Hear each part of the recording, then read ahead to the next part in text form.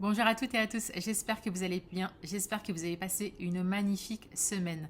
La capsule d'aujourd'hui est l'esprit conscient versus l'esprit subconscient et surtout le lien avec les suggestions, les autosuggestions ou les hétérosuggestions.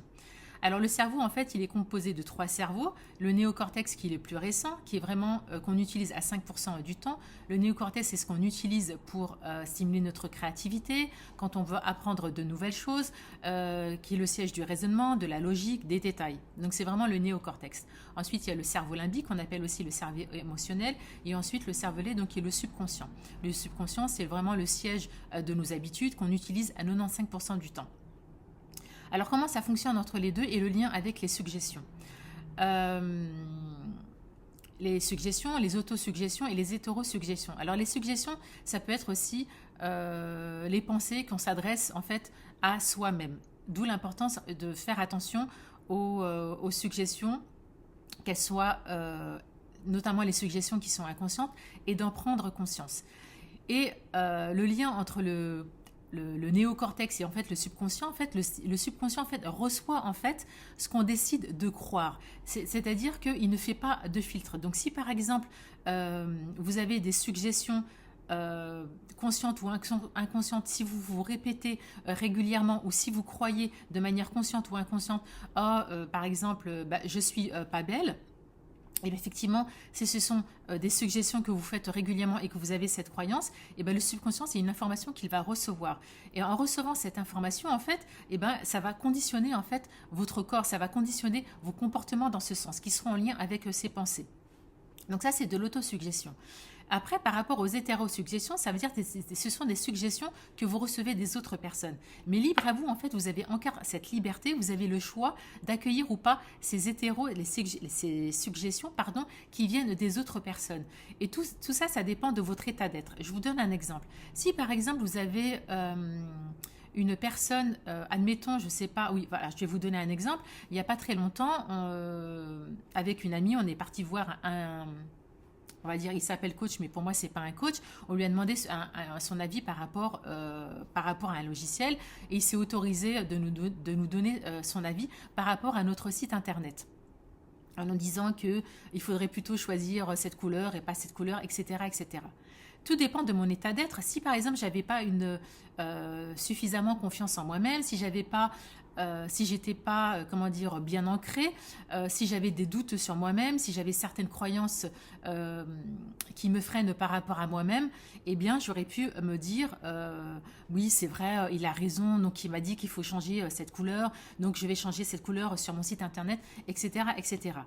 Et la personne à côté de moi, qui elle aussi peut avoir un état d'être qui est complètement différent du mien, un état d'être qui est différent de moi, et bien si elle a suffisamment confiance en elle-même, si elle a une belle estime d'elle-même, et bien effectivement elle va entendre ce que lui dit la personne en disant, la personne qui lui dit bah voilà, il faudrait peut-être que je change la couleur de ton site internet, mais elle comme elle a travaillé sur une identité visuelle, comme elle a confiance en elle, comme elle sait de quoi elle parle et qu'elle est bien alignée avec elle-même, donc elle accueille ça, mais voilà, ça va pas passer ce filtre en fait. C'est juste, elle accueille ça, elle entend ça, mais elle décide en fait, elle met un frein.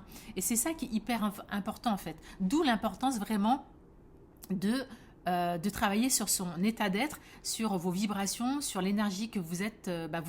En fait, c'est un travail de tout instant. D'où, voilà les liens en fait entre votre esprit conscient, donc le néocortex, et votre subconscient, et d'où l'importance aussi de faire attention aux autosuggestions, la manière dont vous vous parlez à vous-même, et aussi aux pensées en fait, aux suggestions qui viennent des autres personnes. Ça fait aussi en lien, en référence avec les étudiants que j'ai reçus il n'y a pas longtemps. Un même CV peut être effectivement peut résonner différemment avec différents RH. Donc effectivement, un étudiant que j'ai reçu, s'il avait été accueilli peut-être par une autre RH, et que cette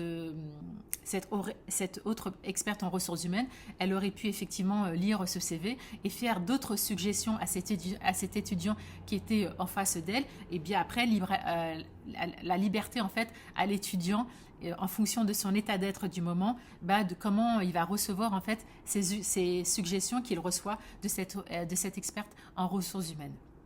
Donc voilà ce que j'avais envie de vous partager en fait, de la manière dont comment ça fonctionne entre le néocortex effectivement, donc qui est l'esprit conscient, et puis notre subconscient.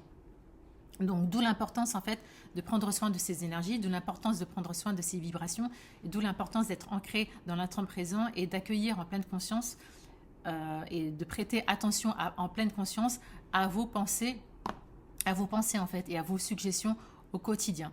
Et quand vous voyez que vous avez des suggestions qui sont négatives, surtout à l'égard de vous-même, et que vous avez des pensées négatives à l'égard de vous-même, et ben juste vous swipez en fait. Juste vous faites comme ça un peu le geste symbolique d'une main, que ce soit avec le doigt ou de la main, et ben de balayer ces pensées et de dire non merci, ça ne m'intéresse pas. C'est un nettoyage énergétique de chaque instant.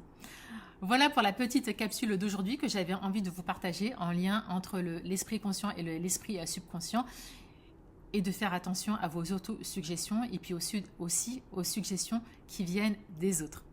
Voilà pour la petite capsule d'aujourd'hui, j'espère qu'elle vous aura plu. N'hésitez pas à liker, à commenter et à partager. Et je vous dis à très bientôt pour une nouvelle capsule. D'ici là, prenez bien soin de vous. Mouah, Boussak Fira, ciao.